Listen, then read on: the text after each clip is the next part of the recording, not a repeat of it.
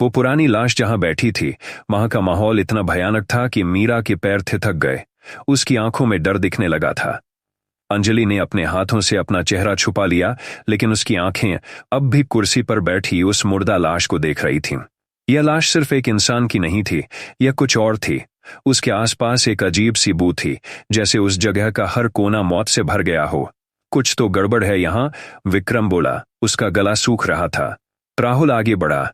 उसने लाश के पास जाने की कोशिश की, लेकिन जैसे ही उसने एक कदम आगे रखा, कमरे में ठंडी हवा का झोंका आया और दीपक, जो कमरे के कोने में जल रहा था, अचानक बुझ गया। कमरा अंधेरे में डूब गया और तभी एक भयानक आवाज गूंजी, एक चीख जो किसी इंसान की नहीं थी। यह आवाज इतनी ज्यादा जोरदार थी कि सबके कंपपी तक हिल गई। क्या था यह? अंजलि ने डरी हुई आवाज में कहा। उसकी सांस तेज हो गई थी और वो हर पल ये सोच रही थी कि वो यहां से भाग जाए। मीरा ने अपने हाथ से टॉर्च जलाने की कोशिश की, लेकिन टॉर्च ने काम करना बंद कर दिया था। सब कुछ अंधेरे में हो रहा था और उस अंधेरे के बीच सिर्फ एक चीज थी जो दिख रही थी, वो लाश जो अब धीरे धीरे अपनी जगह से हिल रही थी। हाँ, लाश हिलने लगी थी। उसकी आंखें जो पहले एक जगह टिकी हुई थीं, अब धीरे धीरे सबको देखने लगी थीं। राहुल के पैर जम गए थे। उसने अपने कभी डर को कबूल नहीं किया था, लेकिन अब उसकी आंखों में डर साफ दिख रहा था।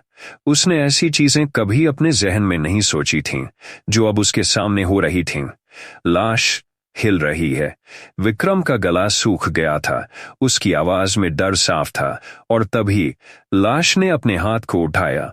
उसका पुराना सर्द हाथ, जो एक अजीब सी जल्दी में था, धीरे धीरे कुर्सी की बारियों को पकड़ने लगा। उसके हाथ के अंदर से मक्खियां और कीड़े गिर रहे थे। अंजलि चीख मारकर रो पड़ी, हमें यहां से निकलना चाहिए। लेकिन अब सब कुछ बहुत देर हो चुका था। महल का अंदर का रास्ता बंद हो गया था। एक जोरदार धड़क के साथ दरवाजा बंद हो गया और वो सब उस कमरे में बंद हो गए। अंधेरे में सिर्फ लाश के हिलने की आवाज थी और वो आवाज जैसे उनके अंदर का खून जमाने लगी थी। क्या हम यहां से जिंदा निकल पाएंगे? मीरा ने डरी हुई आवाज में पूछा। कुछ तो गलत है, राहुल बोला। ये सब एक बड़ी गलती थी, हमें वापस जाना चाहिए था। लेकिन तभी लाश के चेहरे पर एक अजीब सी मुस्कान आई, जैसे वो सबको अपनी मौत का पैगाम दे रही हो।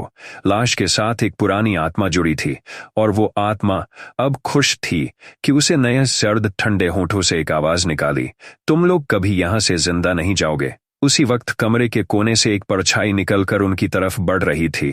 ये परछाई राजा वेद प्रकाश की थी, एक शैतान जो अपनी मौत के बाद भी जिंदा था। उसकी आंखें लाल थीं और उसके होठों से एक जोरदार चीख निकली, मुझे तुम्हारी आत्मा चाहिए।